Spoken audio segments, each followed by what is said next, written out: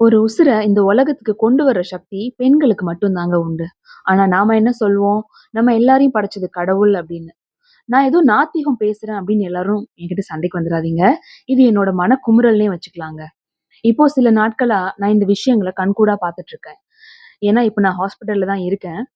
இங்க பெண்கள் படுற கஷ்டத்த பார்க்கவே முடியல. ரொம்ப வேதனையா இருக்கு. அதுவும் 30 தாண்டுனாலே எல்லாருக்கும் கர்ப்பப்பை கட்டி, கர்ப்பப்பை வீக்கம், மாதவிடாய் பிரச்சனை, உதிரப்போக்கு, இங்க 50 பேருக்கு அதிகமா எப்பவுமே இருந்துகிட்டே இருக்காங்கங்க. அதாவது டிஸ்சார்ஜ் ஆகுறாங்க. புதுசா சிலர் அட்மிட்டும் ஆகுறாங்க. அவங்க வலி வேதனையெல்லாம் வார்த்தைகளால விவரிக்கவே முடியல. லேடீஸ் வார்டுன்னு போட்டு ஜென்ஸ அலோவே பண்ண மாட்றாங்க.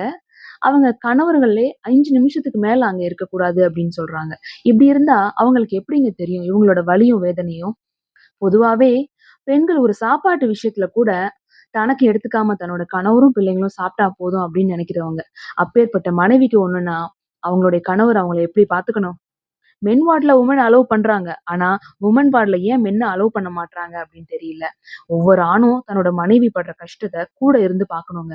அப்படி பார்த்தா அவங்களுக்குள்ள இன்னும் அனுசரிப்பும், அந்யோன்யமும் அதிகரிக்கும் அப்படின்னு எனக்கு தோணுது.